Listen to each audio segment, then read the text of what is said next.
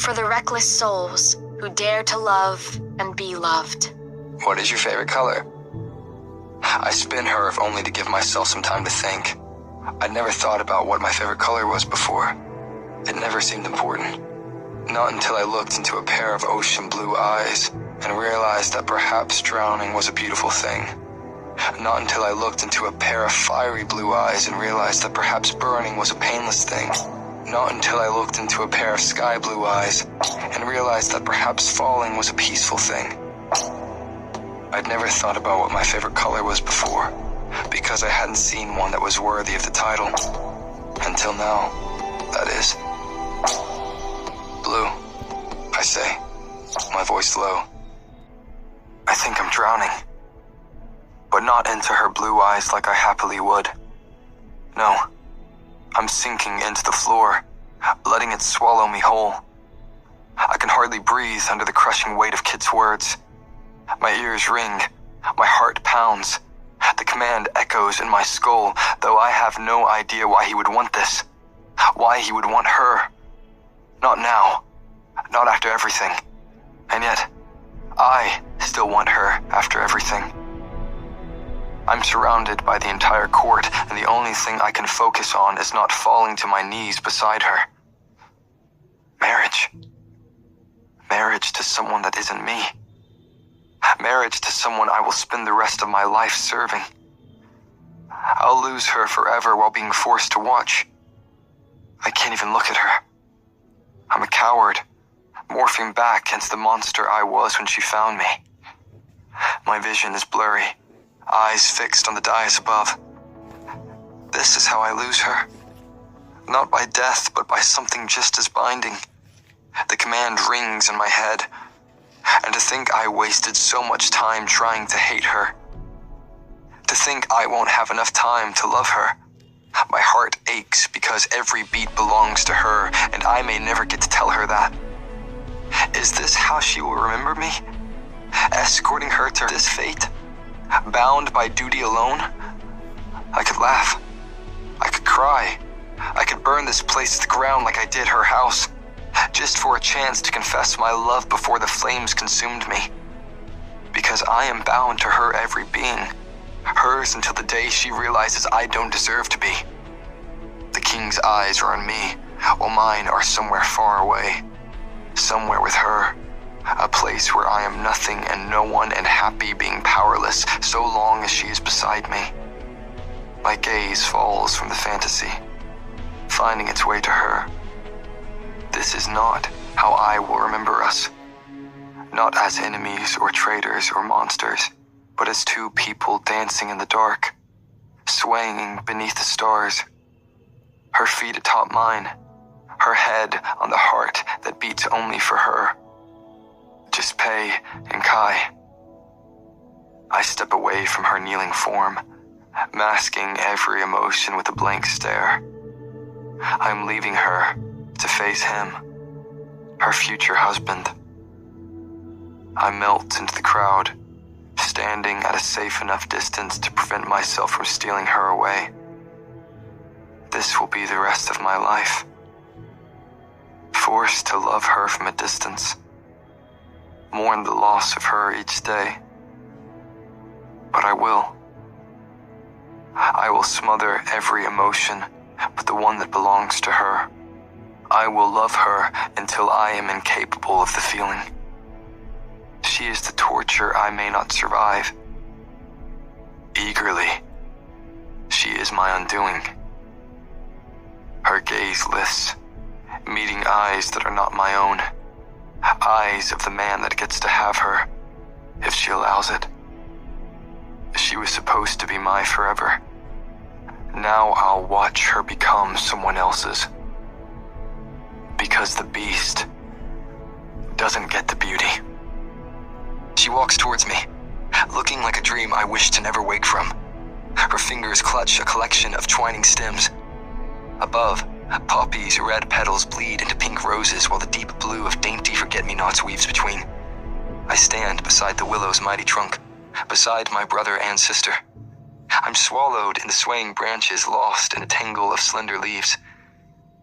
It is only me, and the ghosts of those I love, awaiting Paedyn beneath the willow. She, too, steps into our future alone, but not entirely. Her slippers pad slowly across the stretch of soft grass. Adina hugs her tightly atop the plain dress she wears. The memory of a father encircles the thumb wrapped around her bouquet. Time slows long enough to let me bask in a moment I've only ever dreamed of. She is my dream. She is my piece of paradise. She is my inevitable. My composure begins to crumble with every step she takes towards me. Tears well in my eyes, but I smile for her. Always for her. Thunder rumbles beyond the willow's embrace, but Paedyn's gaze never leaves mine. Happily, I drown in it. A bead of water splatters Paedyn's nose. She laughs. Rain drips from the canopy of leaves to sprinkle us in the brewing storm. Damp hair curls atop my forehead. Jax lifts his palm towards the crying sky. Ellie stares lovingly at her queen. Gale's tears mingle with the rain while Andy rests her head on the cook's shoulder. Linny winks at the drenched bride who passes. This is no grand wedding. We wear no crowns or jewels. This is the gathering of loved ones, and the spirits of those left behind. This is a union of souls that ache to be stitched together.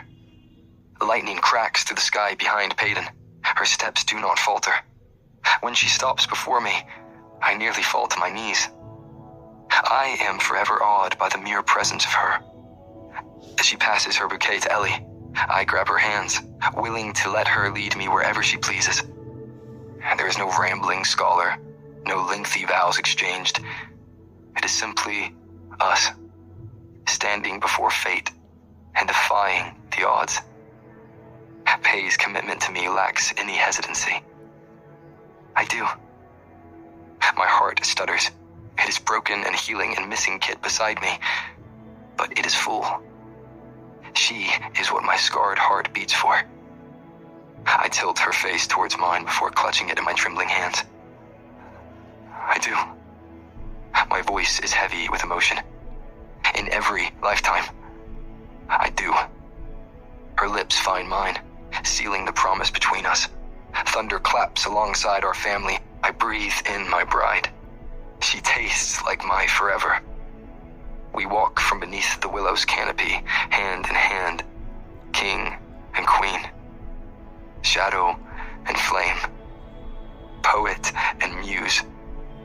Tears fill the eyes of those around us, accompanied by clapping and followed with laughter. The small group parades behind, wet branches grasping at our clothing as we push through the leaves. Lightning is quick to greet us. We step into the clearing beyond, damp grass beneath our feet and a raging storm above. I have something for you, I murmur against Pay's ear. She smiles up at me. Oh? Jax hands me the dripping crown with a beaming grin. I hold the twining circlet of roses between us, watching Paedyn's gaze widen. Then, I'm placing that delicate crown onto her damp hair. She gapes at me in shock. You finally did it. You made a flower crown. I just needed more practice. Water drips from her lashes with every astonished blink. All that hard work for me. For my queen.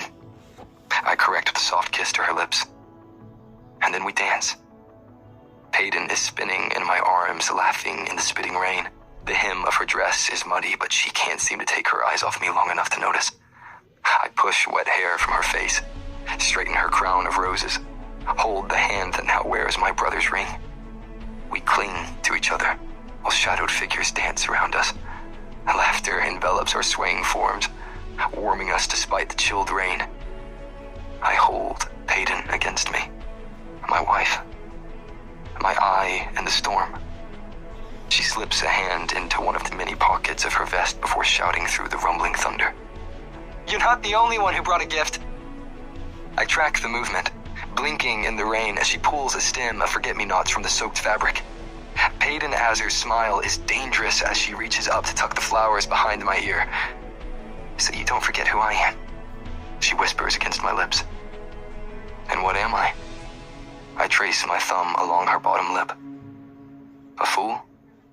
A cocky bastard? Her voice is steady. You're mine, Malachi. Water drips from my lashes, some from her nose. I always have been, I murmur, until whatever the hell. The laugh that spills from her soft lips has my breath catching. She tips her head back to smile at the storming sky.